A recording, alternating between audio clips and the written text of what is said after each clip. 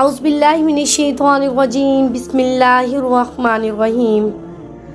میرے پیارے سامعین، میری ویڈیو کو اینڈ تک ضرور دیکھیے گا، میں زیادہ وقت نہیں لوں گی، اور میری ویڈیو کو زیادہ سے زیادہ سبسکرائب اور شیئر اور آئیکن بٹن دبانا مت بھولیے گا۔ آج میں آپ کو علوی خاندان کی ایک عورت کا واقعہ بتانے جا رہی ہوں کہ علوی خاندان کا ایک شخص بلخ میں رہتا تھا، جو عجم کے شہروں میں سے ایک شہر ہے۔ اس کی بیوی اور لڑکیاں تھیں، اور اللہ تعالیٰ نے انہیں ہر قسم کی نعمتوں سے نوازا تھا۔ وہ فوت ہو گیا تو اہل و عیال کو اس کے مرنے کے بعد فقیری، تنگ دستی نے آ گھیرا۔ چنانچہ وہ بیوہ عورت علویہ اپنی لڑکیوں کو ساتھ لے کر کسی دوسرے شہر چلی گئی تاکہ دشمن کے طعنوں تشنیع سے بچے۔ اتفاقاً اس کا نکلنا بھی سخت سردی کے موسم میں ہوا۔ جب شہر میں داخل ہوئی تو اپنی لڑکیوں کو ایک غیر آباد مسجد میں بٹھایا اور خود ان کے کھانے کے بندوبست کے لیے شہر چلی گئی۔ اس کا گزر دو جماعتوں سے ہوا۔ ایک تو مسلمان کے پاس تھی، وہ شیخ البلد تھا یعنی میر، اور دوسری جماعت ایک مجوسی کے پاس جو کہ اس کا نائب تھا۔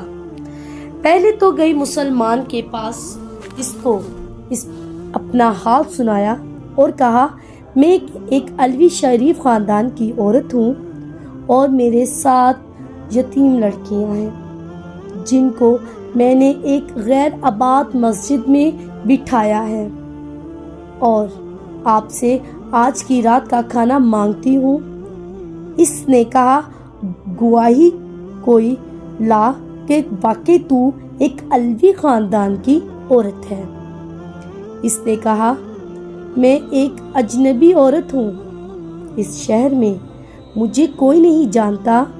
چنانچہ اس شیخ البلد نے منہ موڑ لیا اور وہ عورت شکستہ دل ہو کر چلی گئی۔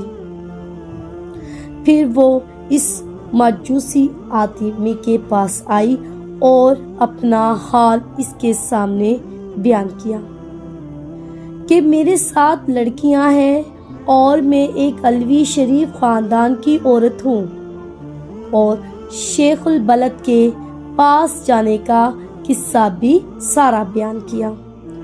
وہ مجوسی فوراً اٹھا اور اپنی عورتوں کو بھیجا کہ اس عورت کو بما اس کی لڑکیوں کے میرے مکان میں لے آؤ۔ پھر ان کو نہایت ہی نفیس کھانا کھلایا اور بہترین لباس پہنایا۔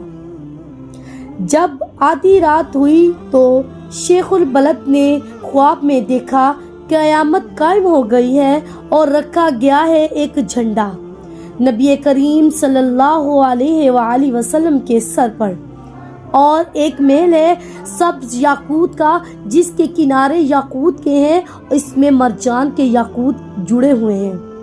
پھر کہا شیخ البلد نے، یا رسول اللہ، یہ محل کس کا ہے؟ آپ نے فرمایا، یہ مسلمان کے لیے ہے۔ تو اس نے کہا، یا رسول اللہ، میں مسلمان ہوں۔